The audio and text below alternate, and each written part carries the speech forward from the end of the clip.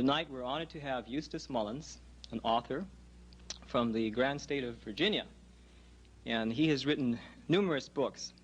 And this is such a great introduction here. It runs about 20 minutes, but we'll make it a little shorter than that. So to introduce Eustace, after 40 years of continuous activity in the American conservative movement, Eustace Mullins has garnered an impressive number of firsts. The first writer to have a book burned in Europe since World War II, the first person to be fired from the staff of the Library of Congress for political reasons, and the first writer to detail the history of our Federal Reserve System. A native Virginian, Eustace Mullins is a direct descendant of William Mullins, who wrote the Mayflower Compact, a governmental code written at the behest of the Mayflower settlers and the first governing code composed in the New World. He served 38 months in the U.S. Army Air Force during World War II and subsequently studied at Washington and Lee University, Ohio State University, University of North Dakota, New York University, Escuela de Bellas Artes, San Miguel de Allende, Mexico, and the Institute of Contemporary Arts, Washington, D.C. His groundbreaking work was largely the result of a fortuitous circumstance. He became successively the protege of Ezra Pound, the leading literary force of the 20th century, George Stimson, founder of the National Press Club and the most widely quoted journalist in Washington, and H.L. Hunt, the anti-communist entrepreneur. After Ezra Pound's passing, Eustace Mullins founded the Ezra Pound Institute of Civilization, which carries on Pound's important work in literature and economics. And again, I'm very honored to have Eustace here. He's here on vacation, and he granted us the opportunity to speak here, have him speak for us, and share us some incredible insight.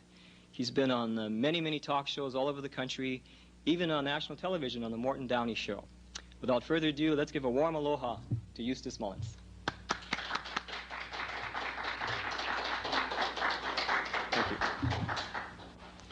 Thank you, and thank you, ladies and gentlemen, for coming this evening. My first question I have to ask you is, do you know where your government is tonight? Because you think of our government as being in Washington, D.C. More likely it is in New York, it is in London, it is in Paris, it is everywhere, but not in the hearts of the people.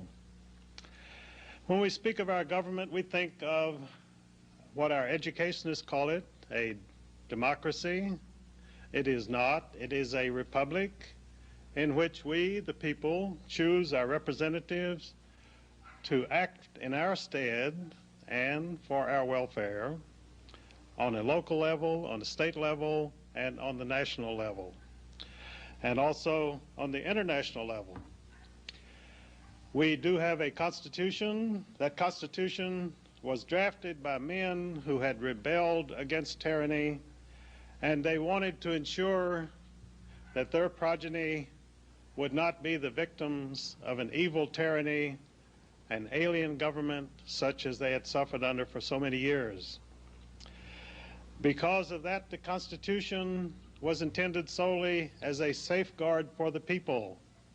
It was not and has never been intended as an instrument of government per se. Thomas Jefferson said, "Bind them down by the chains of the Constitution where they can do no mischief." This is the problem with government, that it does mischief.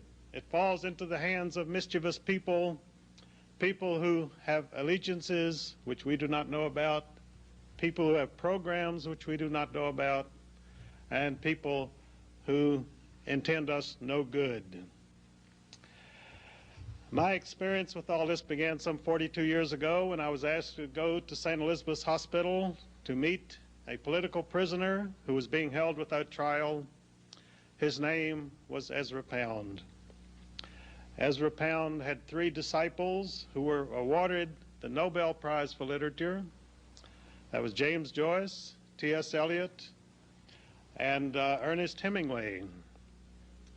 And I had the great privilege of becoming probably the final disciple of Ezra Pound at a time when he had committed himself totally to research in the international monetary monopoly and the machinations of sinister persons who were, by devious means, working their will upon all the peoples of the world. At the time I had met Ezra Pound, he had already put in 30 years of research on these subjects. He turned over all of that research to me. He asked me to go to the Library of Congress. He said, I want you to see what you can find out about the Federal Reserve System. I said, the Federal Reserve System? What in the world is that? He pulled out $1 from his pocket, and there on the top it said, Federal Reserve System. That was the first time I had ever known there was such an agency in the United States. At that time, it was never mentioned in the press. When I began my research, I found out that during the 1920s, the New York Times Index mentioned the Federal Reserve System. In that 10-year period, they mentioned it 3 times. The resulting book, which Ezra Pound edited for me, guided me through its writing, was then turned down by a number of the leading publishers in New York. Even a so-called conservative publishing house called Devin Adair. I took it to the publisher, Devin Garrity. He read it. He came out and he talked to me.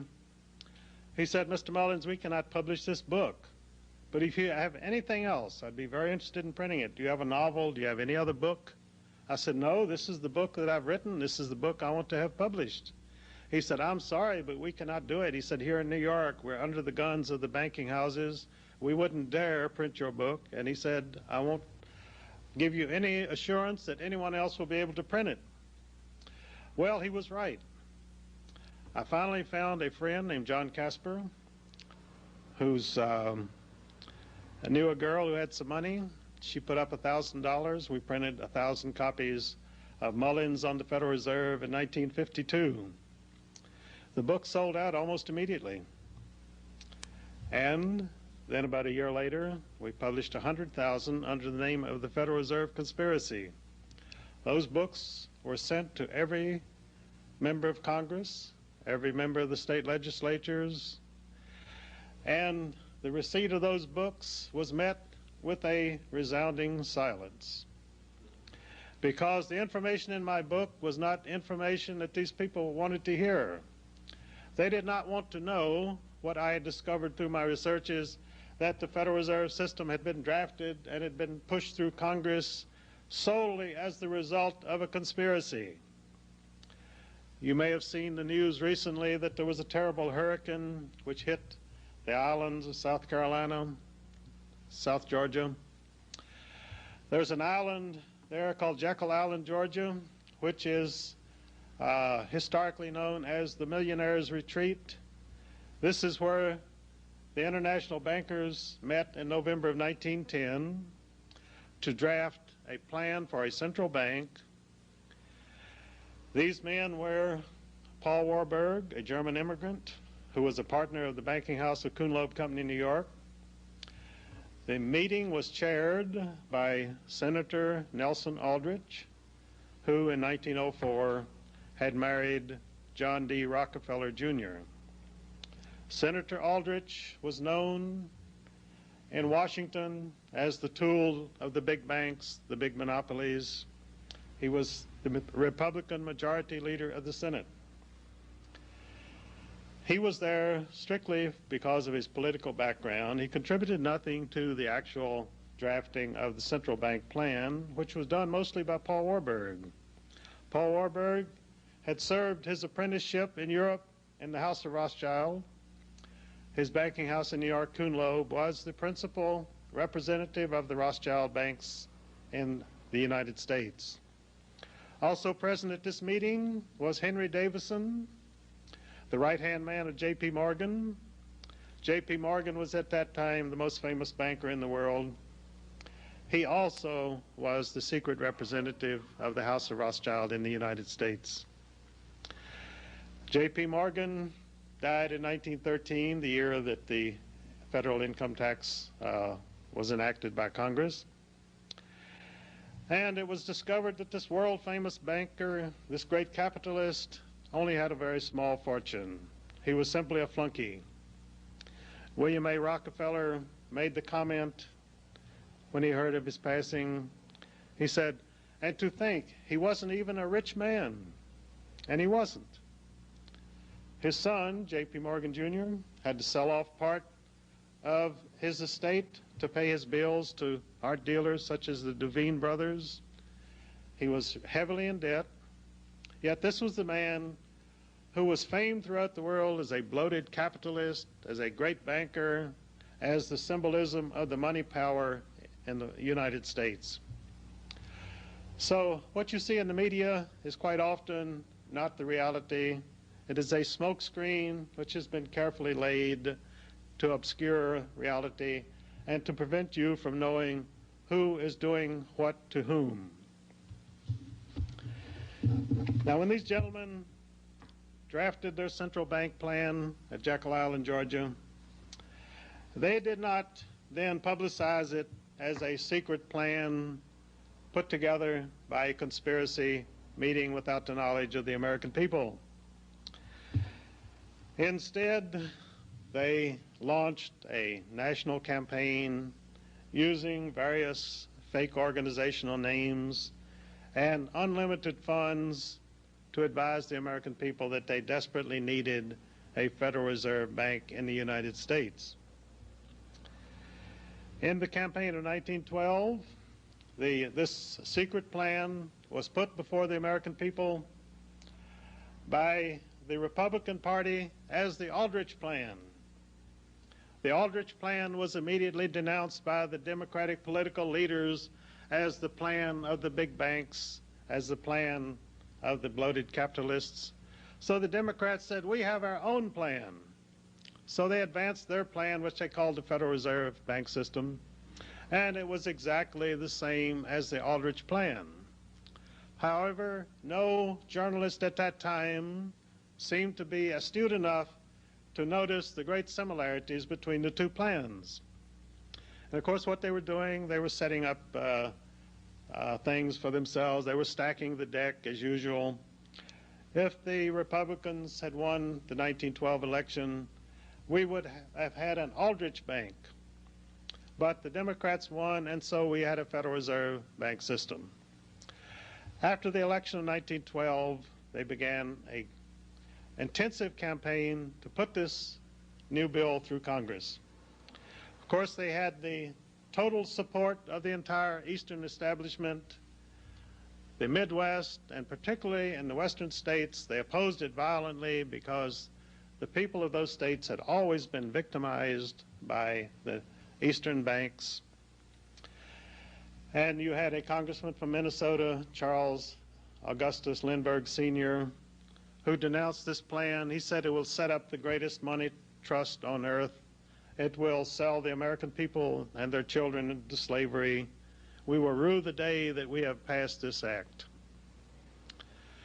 So Charles Lindbergh led the battle against this plan. He did not have the money. He did not have the political support to oppose it.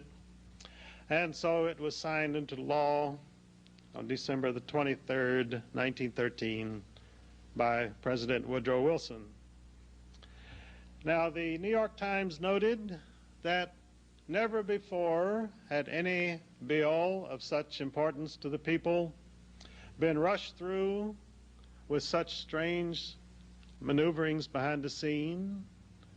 It was traditional in Congress to adjourn about the 15th of December and for the congressmen to begin the long trek back to their homes in the Midwest and the West.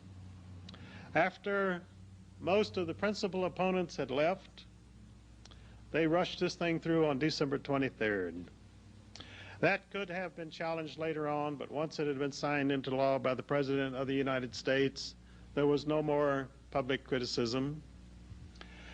In 1914, they organized the 12 Federal Reserve Banks.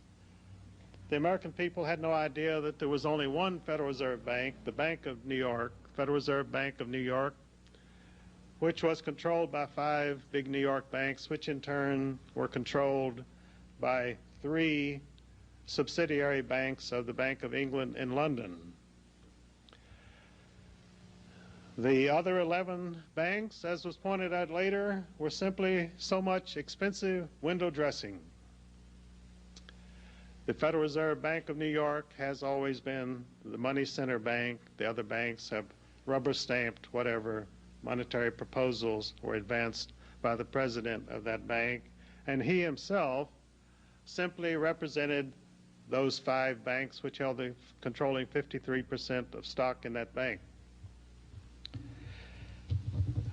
Now, in 1984, I went to the chief administrator of the Federal Reserve Board of Governors, Joseph A. Coyne, in Washington. I just dropped in on him. I stopped at the Federal Reserve building.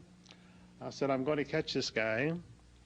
I had ordered from the Federal Reserve Board the original organizational certificates of each of the 12 Federal Reserve banks in 1914, which showed exactly which banks bought how much stock, and those banks exist today, and they own substantially the same amount of stock today. There have been mergers, there have been transfers, but because the Federal Reserve System was set up as a monopoly, they provided in the Federal Reserve Act that the stock could not be bought, sold, or traded. Therefore, you have never been able to buy a single share of stock in any Federal Reserve Bank because there is not a stockbroker in the country who can obtain a share for you at any price. This has never been publicized. It's not known by the American people. We are given to understand, and congressmen have been queried by their constituents as to whether the Federal Reserve banks are government banks. The congressmen have usually replied, yes, indeed, they are government banks, when the fact is that the government has never owned a single share of stock in any Federal Reserve bank. The 12 Federal Reserve banks each issued their own stock.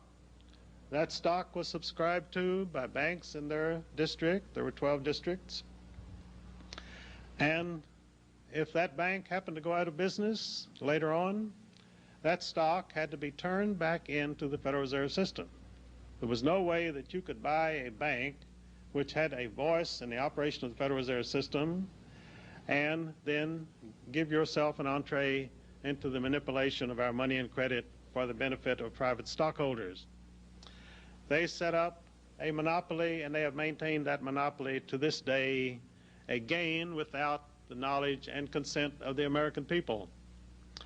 When my book was published in 1952, there was no general knowledge of any of these facts. Ezra Pound told me, he said, these people have conspired to gain control of the money and the credit of the people of the United States. And that is exactly what they have done. But because over the intervening years, this book has been circulated widely. There have even been 3 plagiarized editions of it printed and sold in the last 25 years. And therefore today, almost any time that you pick up a paper, on the financial page you will see some reference to the Federal Reserve System. This was unheard of before 1950 or 1960. I read in the Wall Street Journal a few days ago that a congressman, Congressman Hamilton, had introduced a bill to rip away the veil of secrecy from the meetings of the Federal Reserve Board of Governors. And because he had introduced this bill, the chairman of that board, Alan Greenspan, had invited this congressman to lunch at the Marble Palace on Constitution Avenue, the Federal Reserve Board building. So congressmen are beginning to get into that building, which has been closed to them for many years. As I said, I walked into that building and I went up to see Joseph Coyne, and his secretary said, Mr. Coyne can only give you a couple of minutes because he has to go to a meeting. I said, that's quite all right. I just wanted to stop by and speak to him for a moment. So I went in, and he seemed a little uneasy, and I found out later that the Federal Reserve Board library a small monetary library for the Board of Governors downstairs, had every copy of the various editions of my books in that library, so they weren't missing any bets. So I asked Joseph Coyne about the voting rights of the various banks who held stock in the Federal Reserve banks. He said, "Let me assure you that even if a bank has only 2 shares, that they have the same voting rights as the Chase Bank, which has 15,000 shares." Now, anyone who believes that would believe in the tooth fairy from now on. So I didn't argue with him too much about that. And then I asked him, I said, you know, there must have been a lot of interest in those organizational certificates that I ordered from the board. He said, you know, since 1914, you're the first person who ever ordered those certificates. So I reprinted them, and I've circulated a few of them. But I didn't bring any with me this evening. But they are available, and they're quite interesting reading, because this puts you right in on the ground floor. Now let us ask, what has been the effect of the conspiracy of November 1910 and the enactment of the Federal Reserve Act in 1913 by Congress? Well, the dollar of 1913 has exactly 1 cent of purchasing power in 1989. That is what the conspirators have done for us. I was in the Smithsonian Museum a few years ago, and they have a monetary exhibit which is quite interesting in the American History Building. And they had a very cursory exhibit of Federal Reserve notes. And there was one note, a $100,000 note, Federal Reserve, which had the picture of Woodrow Wilson himself on it. So I think anyone who had one of those notes would be very happy indeed. And that's the only one I've ever seen, is the one. They were in banks. Also, the early issues of the Federal Reserve notes, 1914 to 1920, are now commanding premium prices. A 1916 Federal Reserve banknote for $20 recently sold to a coin collector for $4,500. So there's been quite an inflation, not only in the purchasing power, but also in the value of the early Federal Reserve notes. Now, one of the things that people have asked me over the years is, what is the connection of the Internal Revenue Service with the Federal Reserve System? And that led me into some very interesting research. First of all, the Federal Reserve Act of 1913 designates the Federal Reserve System as the fiscal agent of the entire United States government. Now, you know we have a Treasury Department, but the Act of 1913 superseded the Treasury Department and replaced it with the Federal Reserve System. And probably you don't know that all that money that you pay to the Internal Revenue Service never goes near any government agency. It is trucked directly to a Federal Reserve Bank. I was told that by Paul Desfosses, who himself had been an Internal Revenue Service agent for 23 years. And you recently had a Taxpayer Bill of Rights passed by the Congress. Paul Desfosses was interviewed by the Washington Post a couple of months ago, and he told his interviewer, he said that act is mere window dressing. He said it gives no protection whatsoever to the taxpayer. He said, furthermore, Congress does not expect any IRS agent to act according to the principles of the Taxpayers' Bill of Rights, because Congress needs more and more money for the billions of spendthrift and giveaway projects which they're engaged in and from which they get their graft and kickbacks. And therefore, no congressman is going to support any help for the American people in the way of tax reform. In fact, the principal goal of every congressman in Washington, whether he wants to come out and say so or not, is to raise more taxes so that he can spend more money. Now, after the Federal Reserve System went into operation as the fiscal agent of the United States, they were authorized to print elastic currency. Paul Warburg had been publicizing for 10 years before he wrote the Federal Reserve Act. He had been publicizing the need for a more elastic currency. Now, what does elastic currency mean? Well, if you ever wrote a rubber check, you know what elastic currency is. Elastic currency is something you could stretch far beyond its original value and have it cover many more bills than it was ever intended to cover. So now that the Federal Reserve System was authorized to print as a bank of issue, that is a central bank, the definition of a central bank, which Thomas Jefferson inveighed against in 1793 when Alexander Hamilton wanted to set up the first bank of the United States, a central bank has the power to print money. A central bank also is owned and controlled by private stockholders. It may have a government name. It may call itself the Bank of England, the Bank of France, the Federal Reserve System, but it is a privately owned money monopoly which has a license to print money. If you do it, they call you a counterfeiter. If the Federal Reserve System does it, they call it a public service. It costs them a half a cent to print a $100 bill. And that money is issued against government bonds, which are also issued by the Federal Reserve System. Your government buys those bonds, gives the Federal Reserve System a bookkeeping entry of the full value, 1 billion, 10 billion, and begins to pay them interest on this book-created money. Then the dollar bills which you carry in your pocket are issued against those interest-bearing government bonds.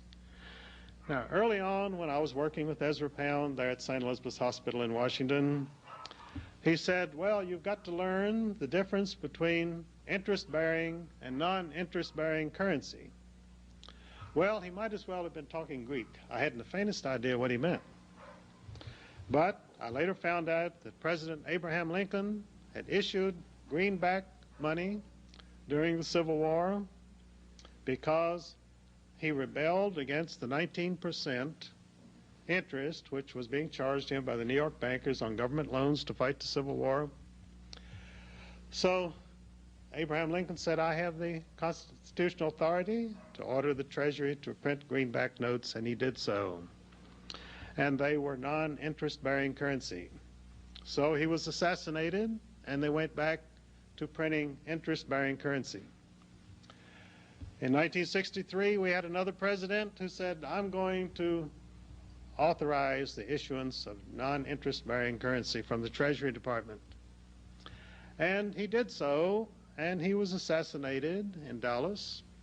And the next president, Lyndon B. Johnson, immediately rescinded the Treasury notes of 1963, and we went back to interest-bearing currency. So you see, it's pretty dangerous for a president to get into non-interest-bearing currency.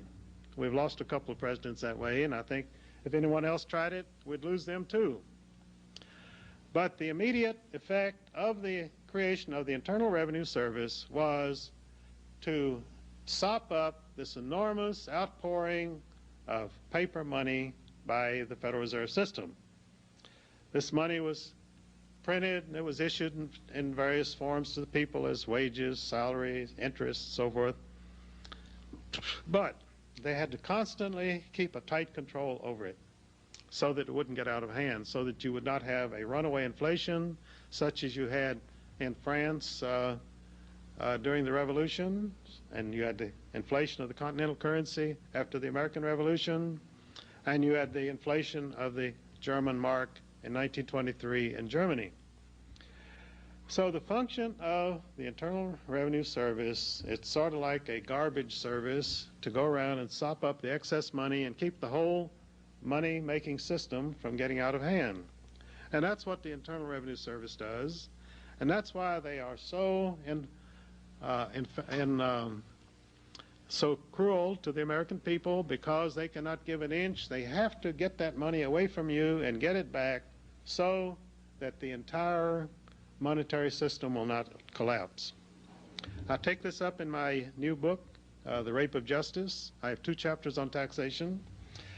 That a banker said if anyone ever paid a debt in cash, the entire money system would collapse, because it's a paper house of cards, and they have to keep it in balance at all times, and it's extremely vulnerable, and it can collapse at any time. This is why people are constantly talking about a coming recession, a monetary collapse, because the people who are printing and issuing this money know better than anyone else that a collapse can come at any time.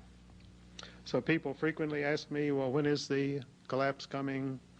And it's sort of like asking, when is the next hurricane going to hit the coast of South Carolina? Because it is definitely going to come, and when it comes, there will be devastation. Now, we have had, in the past 50 years, we have seen the Democratic Party of the United States taken over by the Stalinist wing of the Communist Party. It has been later opposed by the Trotskyites, who call themselves anti-communist. Many people believe that the Republican Party, which came into power in 1980, is a strongly anti-communist party. That is a misconception, because it is actually an anti-Stalinist party, and it is committed to battling to the death the Stalinist wing of the Communist Party, which is enthroned in the Democratic Party of the United States. How did this come about? In 1933, Franklin Delano Roosevelt became president with the support of Bella Moskowitz of New York, who was one of the chief organizers of the Communist Party and a lifelong Stalinist. She was the one who inducted atom spy Julius Rosenberg into the Communist Party. So when Roosevelt came into power, he had a secret communist cell called the Harold Ware Cell, which composed the leading bureaucrats in the Roosevelt administration. These men were all hardcore Stalinists. Well, in Russia, during the 1920s, you had a split between the factions of the Communist Party. You had the Stalinist Party, which wanted socialism in one country, and you had the Trotskyite wing, which wanted continued worldwide revolution until communism had become the governing force in every country in the world. So Stalin, as a practical Marxist materialist, believed it was better to establish socialism in Russia and set an example for other countries. Trotsky insisted that we must have worldwide revolution at once. So the Stalinist wing of the party ousted Leon Trotsky, and because he continued to be a divisive force in the face of the World War II, Stalin had him murdered in Mexico City in 1940. This gave the Trotskyites a martyr.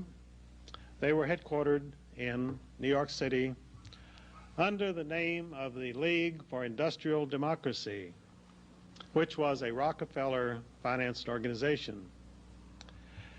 Now, when Ronald Reagan came to Washington in 1980, he came in as a hardline anti-communist, and his whole cabinet and his staff were supposed to be hardline anti-communists.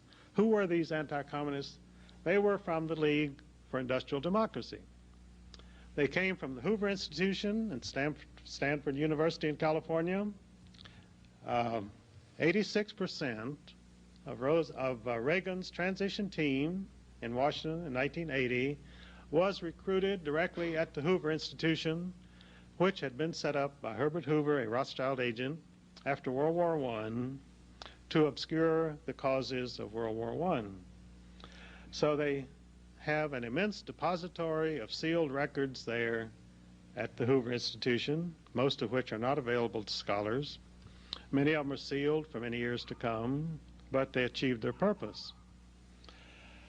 So Ronald Reagan, coming from California, recruited his staff at the Hoover Institution, which was run by two lifelong socialists, Sidney Hook and Seymour Martin Lipset, both of whom were directors of the Trotskyite League for Industrial Democracy.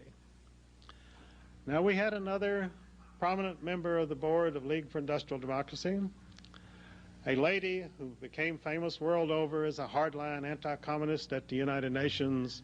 That was Jean Kirkpatrick, U.S. Ambassador to the United Nations. She continually baited and railed at the Soviets throughout her stay in New York at the United Nations. But she was doing it as a director of the League for Industrial Democracy, not for the government of the United States. Jean Kirkpatrick has quite an interesting background. She is the wife of Evron Kirkpatrick. I'm sure you've never heard of him. He's one of those faceless bureaucrats who has guided the destiny of this country for many years in Washington.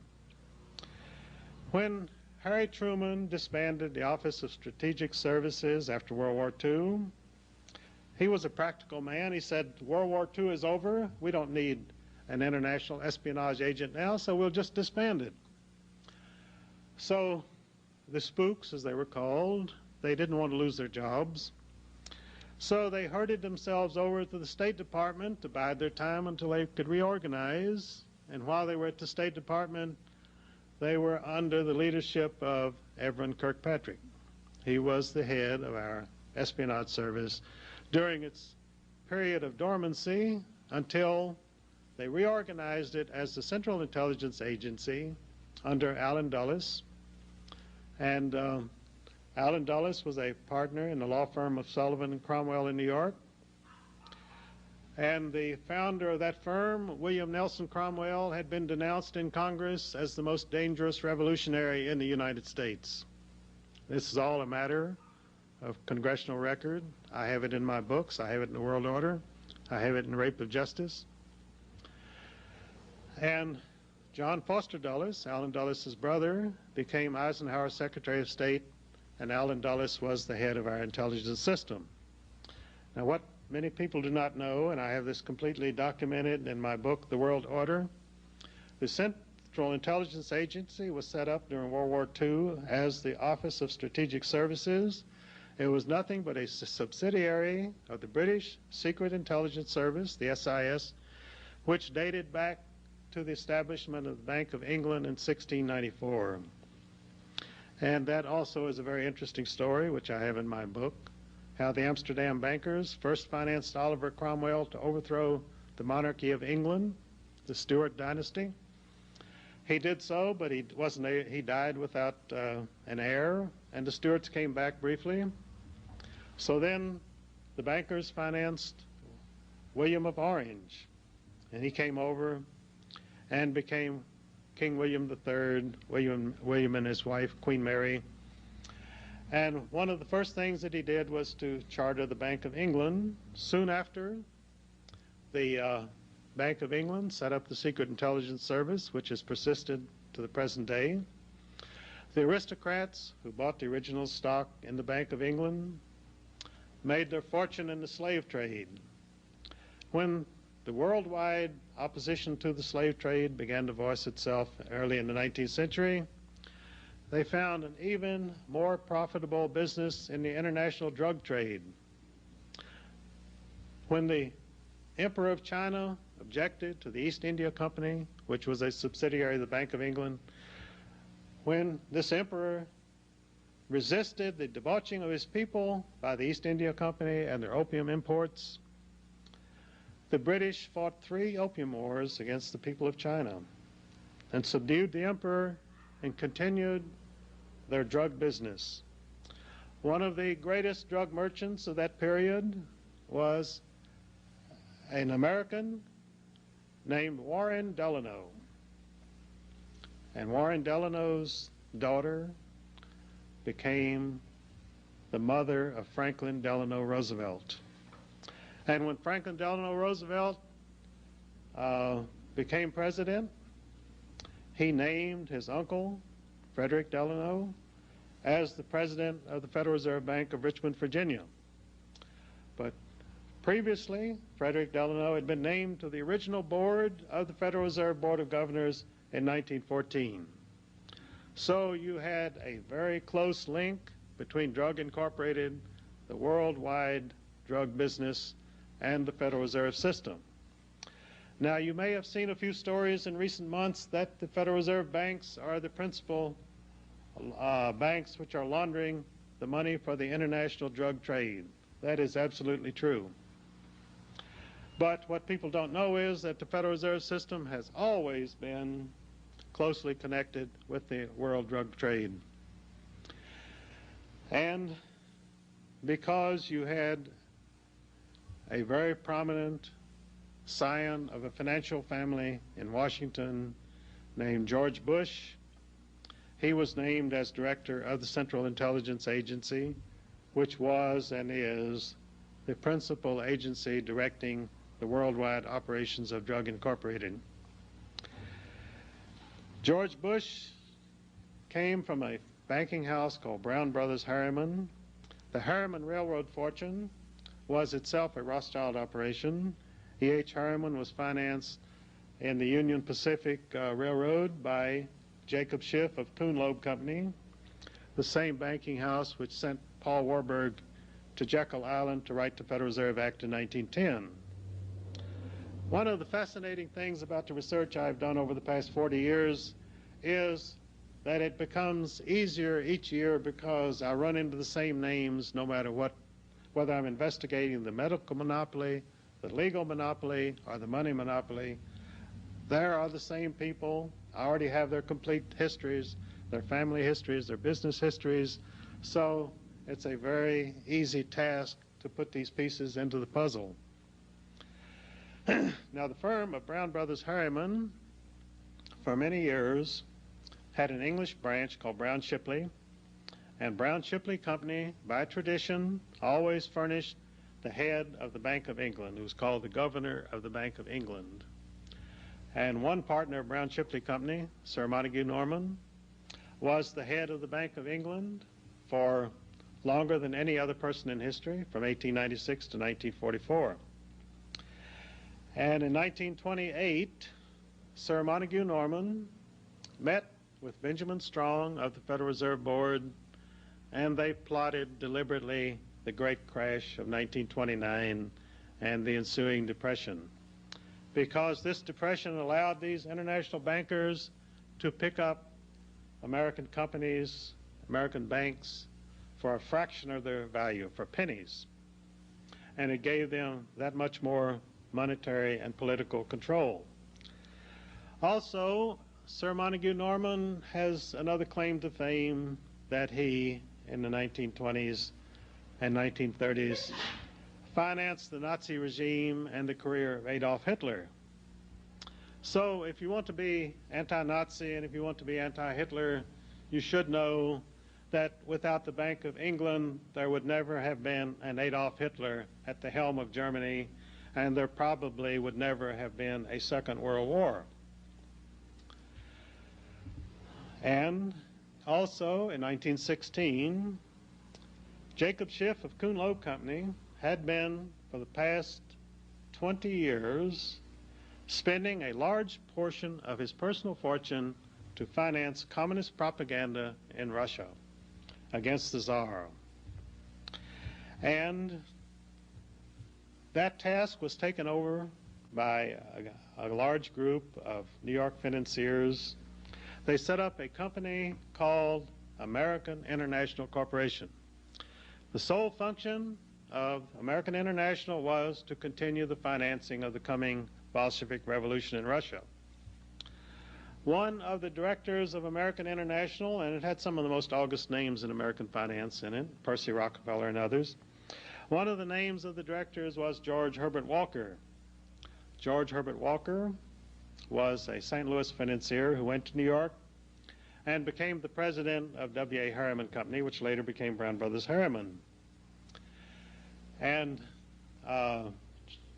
George Herbert Walker's daughter married a man named Prescott Bush, who entered the firm of Brown Brothers Harriman. and they had a son whom they named after her father, George Herbert Walker Bush, the present President of the United States. So here again, much of my research has been into family dynasties. Now, many of our presidents have been outsiders, like Ronald Reagan. He was a Hollywood figure. He was not a dynastic figure. He had no interest or any stake in the international financial scene. So what they did was they simply threw him a few crumbs now and then. When he was ready to leave the White House, they bought him a nice home in California, sort of a pension plan, and so he was taken care of. But he was never in any way a family member of the international world order. Now, these so-called anti-communist right-wing organizations, which you may have heard of in recent years, such as American Enterprise Institute, Heritage Foundation, the Georgetown Center for Strategic and International Studies, the Hoover Institution at Stanford University, these are all run by a very small group of people. Gene Kirkpatrick is a member of most of them. And they also can be traced directly back to the Trotskyite organization, the League for Industrial Democracy. This is all a matter of record. And they pretty much direct the CIA and its worldwide operations today. Now, I spoke in Florida, and I spoke at some length about the Heritage Foundation and the numerous links which its directors had with the world order. She said, you know, I just sent them a check for $1,000. I certainly wish I hadn't sent it. But she said, I'm not going to send them anymore. And if any of you are supporting any of these fake right-wing organizations, I urge you to look around, find out what your money is being spent for, find out what their program is, find out what Gene Kirkpatrick is up to, because she was known during her years in New York, she was known as Miss Israel, because she defended every atrocity committed by the State of Israel against Palestinian women and children. Every bullet fired into those civilians in Palestine was paid for by the American taxpayer. You taxpayers pay every Israeli soldier $12,000 a year. So they have a free hand to do whatever they want, to maintain their occupation of the West Bank, to deny the Palestinian people their autonomy, and to give them the nation which they strive for, and a position in the world which they strive for. Now, I had a friend on the House Banking and Currency Committee named Congressman Wright Patman. He spent most of his congressional career trying to find out two things. He wanted to find out who actually owned the stock of the Federal Reserve banks, and he wanted to conduct an audit of the Federal Reserve System. He died without ever attaining either of those objectives. But after I was able to obtain the original organizational charts of the 12 Federal Reserve banks in 1983, I was able, from those charts, to find out the principal stockholders of the major stockholders of the Federal Reserve banks for the first time. Now there are a number of congressmen battling to audit the Federal Reserve System, to bring them up to date, to find out what they've been doing. You also have Congressman Hamilton, who is trying to lift the veil of secrecy from the Federal Reserve Board meetings. They have what they call the Federal Open Market Committee, which has absolute control over the daily price of money and the daily quantity of money throughout the United States. This means they can dictate whether the stock market shall go up or the stock market shall go down. Now, to have that information ahead of time is worth millions of dollars to anybody. So this is why they say they must operate in absolute secrecy. But these same governors of the Federal Reserve System are appointed by these banks, and you can be pretty certain that the chief stockholders of those banks have some idea of which way things are going to go. They have some way of making their wishes known to the Board of Governors. When Paul Volcker was named chairman of the Federal Reserve Board of Governors by President Jimmy Carter, the New York Times stated that Volcker had been actually chosen by David Rockefeller and by Robert Russo. David Rockefeller was president of the Chase Manhattan Bank in New York, and Robert Russo was a partner of Brown Brothers Harriman. So you see, you have a very small crew running the affairs of the United States. And then, of course, when you had Alan Greenspan chosen as the next chairman of the Board of Governors of the Federal Reserve System, Alan Greenspan came to the Federal Reserve from J.P. Morgan Company. Now, I mentioned to you in November 1910, one of the Jekyll Island conspirators was Henry A. Davison, the right-hand man of J.P. Morgan at J.P. Morgan Company. Now here, 75 years later, you had a partner of J.P. Morgan Company chosen as the new chairman of the Board of Governors of the Federal Reserve System.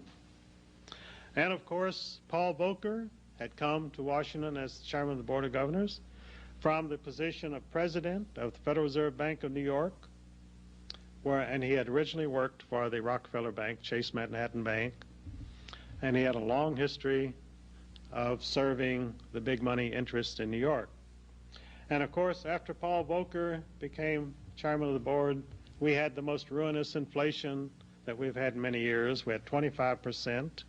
You may remember those tough years when many automobile dealers, home builders, contractors were forced out of business because the interest rate had skyrocketed to a point that they could not sell a car, they could not sell a house. This is the power which the Federal Reserve Board of Governors has over every citizen of the United States. As I say, I went to see George Hansen in 1983, and he was on the Federal Reserve Board. He was on the Federal Reserve Subcommittee of the House Banking and Currency Committee. I talked to him and I talked to Ron Paul, who was also on that committee. They were both subsequently defeated in their re-election bids for Congress. George Hansen was not only defeated for Congress by the active intervention of IRS agents in his home state of Idaho. They went to every contributor in his campaign, and they threatened them with audits, and they put pressure on them, and George Hansen wound up being defeated. They also put him in prison because they had passed an ethics bill in Congress which set up certain bookkeeping regulations which a congressman were supposed to follow. It was so complicated, no congressman knew how to do it. George Hansen sought help from other congressmen and from lawyers, and he filled it out to the best of his ability. Later on, they singled out George Hansen, no other congressman, and said that he had not filled it out correctly, therefore he was in violation. He was sent to prison.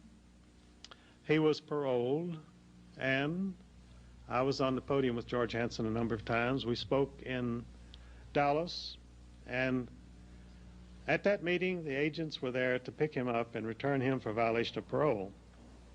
But he and I went out to lunch out a side door, and they missed us. So the next day, they arrested him while he was speaking at a religious meeting at Omaha, Nebraska. They flew him to Washington. They put him in prison under an assumed name so that no one knew where he was. He had his hands manacled behind his back at all times, and George was a heavy-set man, about 260 pounds. Then they took him down to Petersburg Federal Prison in Virginia to serve out the rest of his sentence. The treatment meted out to him was so brutal that 268 congressmen signed a petition to the President of the United States to ameliorate his conditions, or even to grant him parole. Hundreds of thousands of letters and telegrams were sent to the White House asking for clemency for George Hansen. That was totally ignored because George Hansen had to be gotten rid of because he told me he was in line to become the next chairman of the House Banking and Currency Committee. In that position, he would have had absolute authority over the Federal Reserve Board of Governors. They were determined. They were not going to let George Hanson be reelected. They were going to get him out of Congress. They did get him out of Congress. He's out of Congress today. He served every day of his sentence without parole, as though he had been the most hardened criminal in the United States. This was a man who had never offended anybody, had never gotten even a parking ticket. And the Washington Post even commented wryly on the editorial page. They said, the Department of Justice would have you believe that the streets of Washington are safer today because George Hanson is in prison. But this is what happens when you offend the secret powers of the world order, control our government. Ron Paul ran for president of the United States on the Libertarian Party. I had advised both George Hanson and Ron to run for president as Republicans. They were Republicans. They had been in Congress as Republicans. I said, run as Republicans. Go into your party. But no, they decided to be independents, which meant they had to raise money. They got no media attention whatsoever. And of course, I doubt if any of you saw Ron Paul's many speeches during the 1984 campaign. He was only allowed to appear on CNN and various cable networks. He never got any major news coverage. And another acquaintance of mine, David Duke of Louisiana, ran for president on the Populist Party ticket. He also got absolutely no media attention. And in fact, when they had a meeting of presidential candidates, a debate between presidential candidates at Tulane University in Louisiana, I was down there at that time, they refused to allow David Duke to participate in that meeting because he would have gotten media attention. He was absolutely frozen out. They would not let him into the building.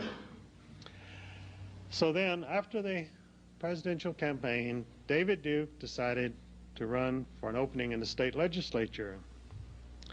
And the people of his district, a working class district in Louisiana, Metairie, Louisiana, they worked very hard. They house-to-house canvassed, and they let the people know that David Duke wanted to represent them.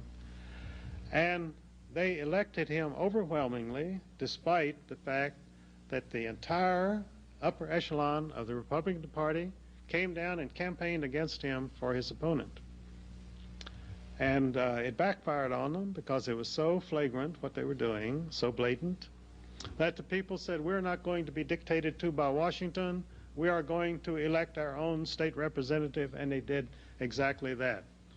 After he was elected, Lee Atwater, the Republican National Committee leader, wanted to have the legislature refuse to seat David Duke, who had been legally elected.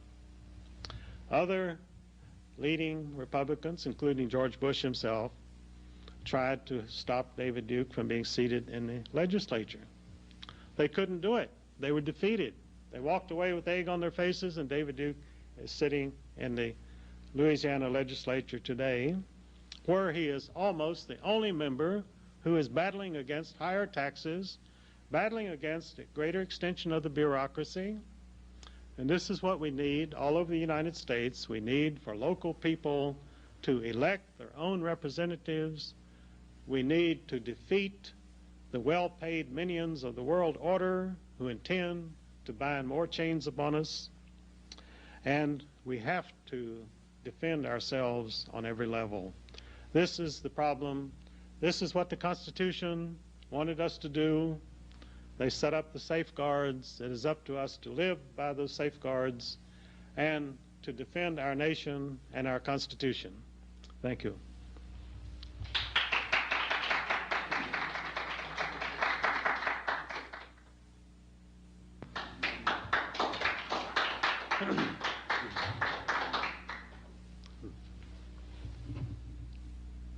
Questions from the audience?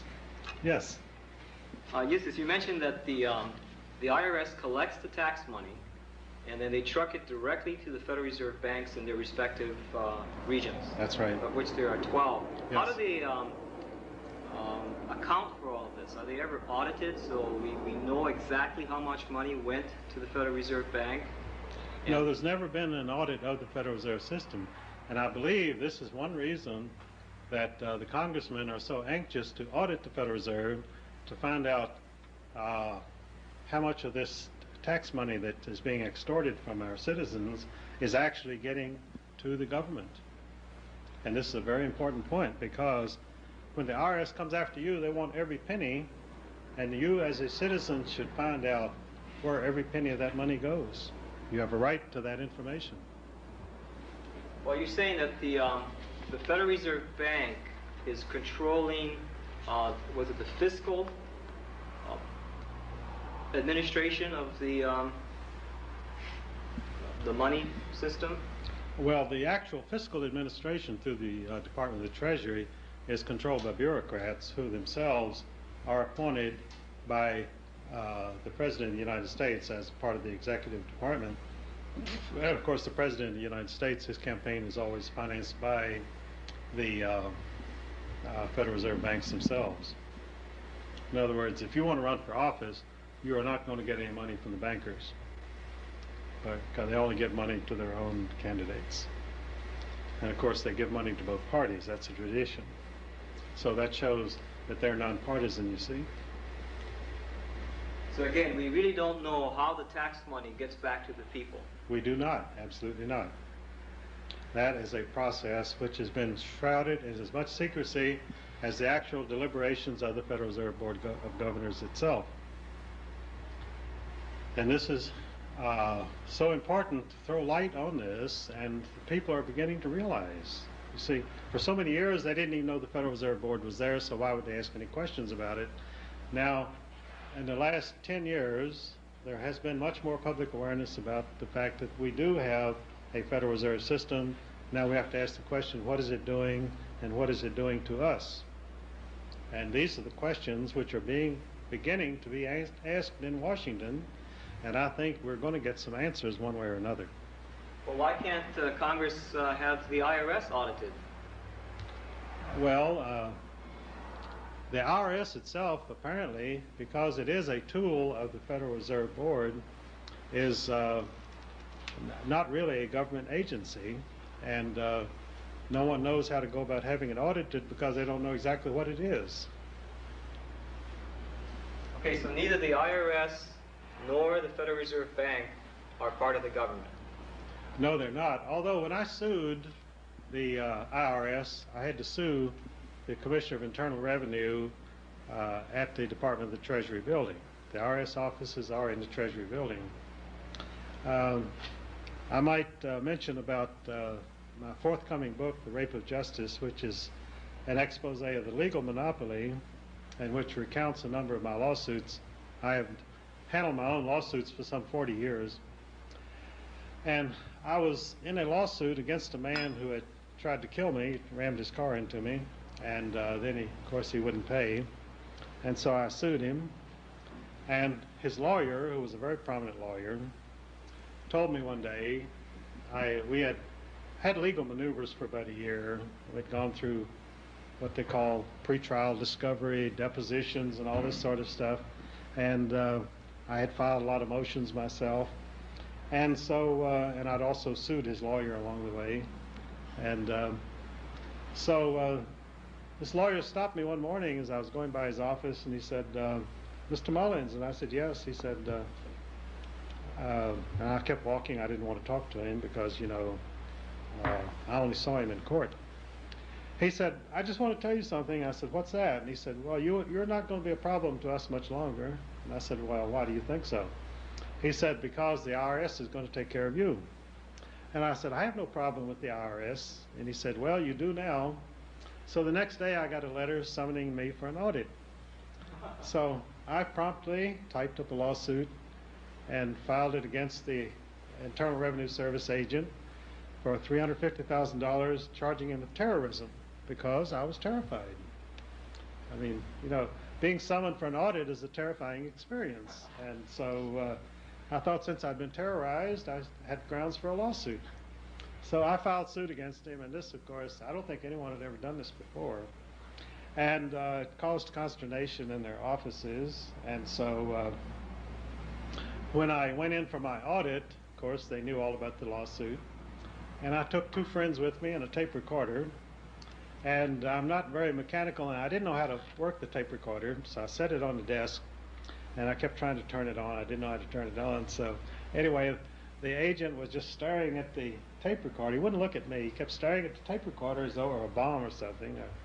And so these 2 friends began to argue with him. I sat back and let them, he said, "Who are these people?" And I said, "They're citizens of the United States."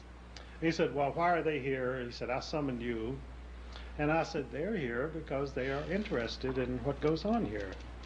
And then this lady, she was quite truculent. She said, "Well, you know, I pay your salary." And the agent shot back. He said, "Oh, no, you don't. You don't pay my salary." And she said, "Oh, yes, I do." And so they were hammering away, and I was just sitting back and enjoying the whole thing. So finally, the agent's supervisor stepped out. He had been hiding behind the door, if you can believe this. He'd been hiding behind the door. He stepped out from behind the door in this conference room, and he said, "Well, the audit is concluded." And I said, "How could it be concluded?" I said, "I was summoned here to talk to you about my tax situation." He said, "Well, I'm declaring it over." And of course, we had also argued about the tape recorder. They claimed that you could not have the tape recorder there, and this lady jumped on him and said, "Yes, you can have the tape recorder there." And so after about 20 minutes of this, he said the audit is concluded. So then a few months went by, and I got an assessment for a deficiency. Did you drop the lawsuit? I kept the lawsuit. I filed it in state court because I was a citizen of a state of Virginia. They promptly remanded it to federal court, and I filed an 18-page memorandum citing the U.S. statutes that it be remanded back to state court, and we carried this on for about a year. So finally, they got it dismissed without a hearing, but during that time I filed 38 motions, including 11 motions for an injunction to halt the collection of all income taxes in the United States until these important constitutional principles of my lawsuit had been resolved. Well, of course, they didn't want to halt the collection of all income taxes in the United States, so they never heard my motions, and they finally dismissed the suit without a hearing. Shortly after that, I got a notice of deficiency. So I filed with the U.S. Tax Court. And because of my unique personal history, when I first visited Ezra Pound in 1947, because he was under indictment for treason by the Department of Justice, the FBI opened a file on me, and I remained under daily surveillance by the FBI for 33 years. So after some years, about 1982, a friend of mine in Chicago said he had applied and gotten his FBI file. And he said, "Why don't you apply for your FBI file?" And I said, "Why? I wouldn't have any FBI file. I've never been arrested in my life." And so he said, "Go ahead and send in for it anyway." So they answered my inquiry, and they said, "Well, yes, we have 800 pages. And so I said, "Send it to me." And they said they'll charge 10 cents a page. But they said, "We can only send you 500 pages because 300 pages of it would endanger national security if it were released."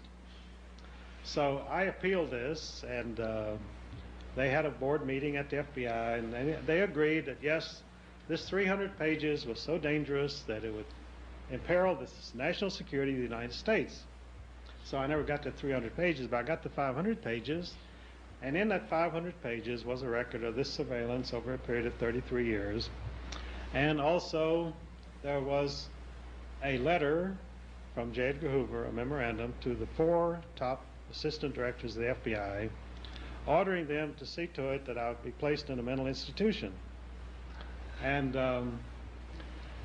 so then they had about 30 pages of memoranda about how they were chasing me around and trying to get me committed to a mental institution. I knew nothing about it at the time because I had left my apartment in Chicago and gone to Michigan. Russell Kirk, a friend of mine, had lent me a cabin in Lake Mecosta, Michigan, to write my biography of Ezra Pound. And of course, I was always very secretive about my movements, and I got in my car and drove off to Lake Mecosta without telling anybody. So at that particular time, the FBI had already successfully conspired with a county judge that 2 agents of the FBI would pick me up at my Chicago apartment, take me before this Cook County judge, and he would commit me to an insane asylum. So it was all planned and would have been executed just that way, except I wasn't at home when they got there. So when J. Edgar Hoover heard this, because he had issued a direct order, and it's initialed by him, I have this reproduced in my book, A Writ for Martyrs, which also reproduces 120 pages of my FBI file. And so the fact that he had personally ordered me picked up and committed, and then when I wasn't home, the agents had to report back to him personally that they couldn't find me, which would, of course, put them behind the 8 ball. And so then he decided that someone had tipped me off, because I had a close friend in the FBI, not an agent, but in the bureaucracy. And in fact, I stayed with him when I was in Washington, so for a number of years. So J. Edgar Hoover decided that I had probably been tipped off and that I was so angry that I was going to come to Washington and kill him, because they had repeatedly stated in my FBI file that I usually carried a gun, which was totally untrue. I hadn't owned a gun for years. But they also said I was a very sloppy dresser. And so they had a lot of other stuff in there, too. It was really interesting reading. That's why I reproduced 120 pages of it, because it makes a good book. So, and I would like to find out what's in the other 300 pages, but unfortunately, that 300 pages, after J. Edgar Hoover was found mysteriously dead in bed, his secretary burned all of that file, so I'll never find out what it was. But J. Edgar Hoover, when he decided I was on my way to Washington to kill him, issued a national alert for me, and they had FBI agents watching every airport and railway station and bus station in the United States. And so they didn't find me. So finally, through a fluke, they found me at Russell's camp, because a friend of his had gone down to Chicago to see the symphony, and I said, why don't you stay at my apartment and pick up my mail? So when he drove up behind my apartment in the alley there and went upstairs to open the back door, he came back down, and about 30 FBI agents jumped out of the dark with drawn guns and flashlights in his eyes, and they were all screaming, "Where's Mullins?" And so he told them I was at Lake Mecosta, because it was no secret. And so then they rushed off, and then he looked in his car, and they had taken his keys, because they thought it was me, you see. And so they had grabbed the keys immediately, so that when I came back down, I wouldn't be able to make my getaway. Of course, how I could get away with 30 FBI agents shooting at me, I don't know, because this was only 2 blocks from where they shot down John Dillinger at the Biograph Theater. And of course, that was an execution. When he walked out, they simply filled him full of lead. And they probably would have done the same to me, I don't know. So anyway, when I went before U.S. Tax Court, I had this file, and I filed a number of legal motions before the tax court, including a stipulation that the court recognized that the FBI and the IRS had for years been engaged in an illegal conspiracy to have me committed to a mental institution. So I went down for my hearing after about a year, and I chose to have it heard in Richmond, Virginia, which was closer to me, although I could have gone up to Washington to the main building. So when my case was called, Mullins versus Commissioner, I stood up and I said, Your Honor, I have some stipulations before the court, and I hope we'll be able to hear those today. And the judge shot back at me. He said, Mr. Mullins, the court is not going to have time to go into all that. He said, what I want you to do is go in with the U.S. Attorney into this conference room, and you all thrash this thing out. So they weren't going to hear any of my motions, because naturally they did not want a court record of a conspiracy between the FBI and the IRS to have me put in a mental institution. So I went in with this young, and the IRS, by the way, did not have any representative there. Here I was suing the Commissioner of Internal Revenue, and they sent down a U.S. attorney, not an IRS attorney at all. And so we went in the room, and this attorney started going over my tax return, and of course I usually file a voluminous tax return because I'm engaged in a lot of different things. I have 4 international publishing companies and so forth. So he started disallowing a few things, and then he allowed some other things, and it wound up that I had no deficiency. So we went back before the judge, and he said, have you gentlemen managed to reach an agreement? And the U.S. attorney said, yes, Your Honor, and I said, yes, Your Honor. So I walked out of that courtroom with a letter from the U.S. tax court that I had no tax deficiency. And that was in 1982. I've never heard from him again to this day. But, you know, I tell friends of mine, I don't understand. Why don't they call? But because I have some other theories. I have 2 chapters in my new book, The Rape of Justice, on taxation. And I have some legal theories there which I would like to test in court. But as I say, I don't hear from them, so I have no way of getting in touch with them, really. The IRS seems to have vanished. How do you know that the FBI has closed your file? Oh, they haven't closed my file. They claim they have. They never close the file. I imagine that they are still keeping pretty good track of me, because, you know, I get out a book every year, and I usually manage to get a few flattering references to them in there. And in fact, in my biography of Ezra Pound, I had a couple of paragraphs about the FBI, and I found this was published in 1961. This difficult individual, Ezra Pound, which is the only authorized biography of Ezra Pound. He commissioned me to write it. And in my file, I did find that J. Edgar Hoover was extremely upset by what I had written about the FBI in that book in 1961. I think he wanted to have its circulation stopped. And it sold very few copies. Well, it was remaindered almost immediately. It was published by a New York publishing company called Fleet Publishing Company, which a few months after they published my book, they went out of business. And I'm afraid I've been a bad influence on the American economy in my career, because I've put publishing companies out of business. Newspapers that have published my articles have been closed down. I've had 5 radio talk hosts who have lost their shows after I appeared on them.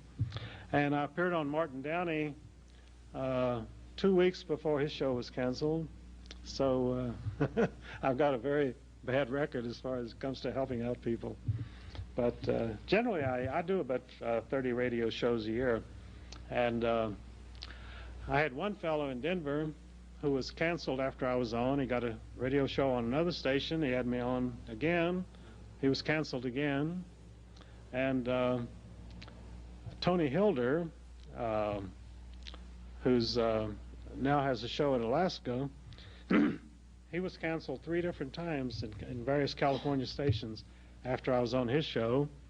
Alan Stang of California, I was on his radio show, and he had a very good audience. I sold almost 300 copies of my Secrets of the Federal Reserve after I appeared on that show. And his show was not only canceled, but they sent him to prison for 6 months for failure to file. And so he came under a lot of pressure. But you have to expect this, because they will go after anybody that they can. They will intimidate anybody they can. They operate completely outside the law. For years, the FBI did black bag jobs. And I would come into my office at my home after being out for a couple hours. All of my papers would be in disarray, and whatever I'd been working on, I'd have to dig for it for 2 hours to find it. And this happened many times. And in fact, they had a story in the Washington Post about one man who who said that he had carried out over 85 black bag jobs, that is burglaries, for the FBI during his career. And these are people who are themselves outlaws. In the world order, I cite U.S. statutes on criminal syndicalism, and these people are liable under the statutes on criminal syndicalism, and I give those statutes, and they can be arrested anywhere in the United States on the basis of those statutes alone.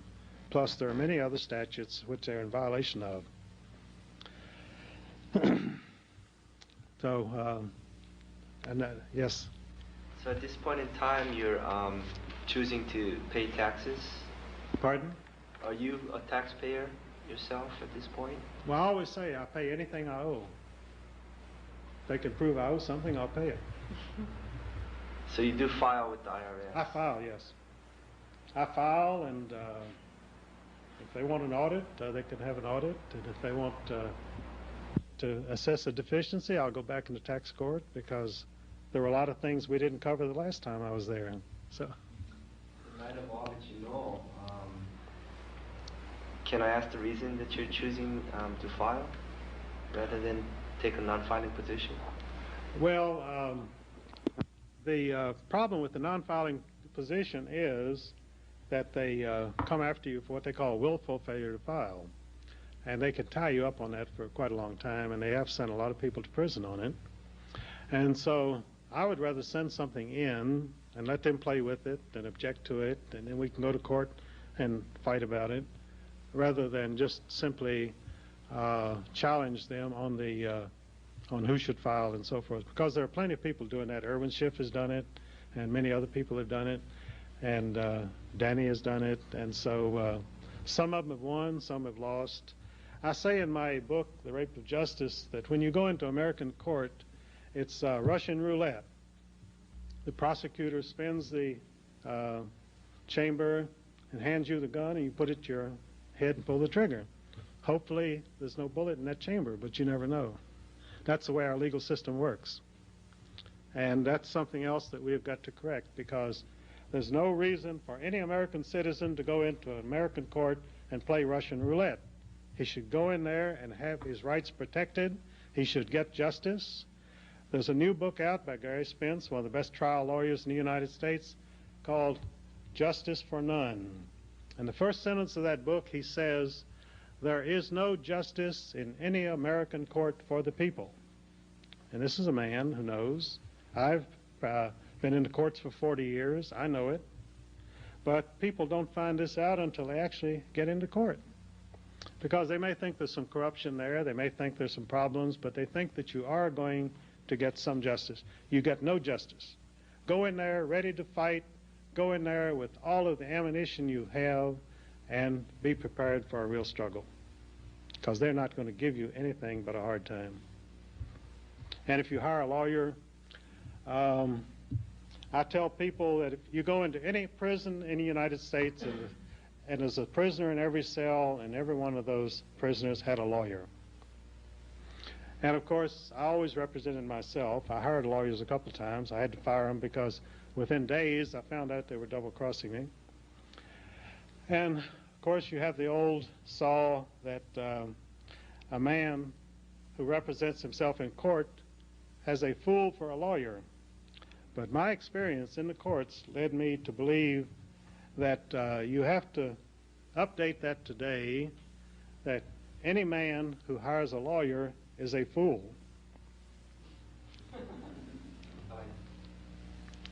Any more questions? Yes. You made a reference to alien influence. Uh-huh. Was that on the Federal Reserve System or on the government, or what did you mean by that? Well, that's on everything, because the American government today is a paper tiger. It's run by various international agencies, and of course you have your congressmen, and you have your Supreme Court, and you have your president and his cabinet in Washington, but they're all put there by somebody else. They were not put there by the American people.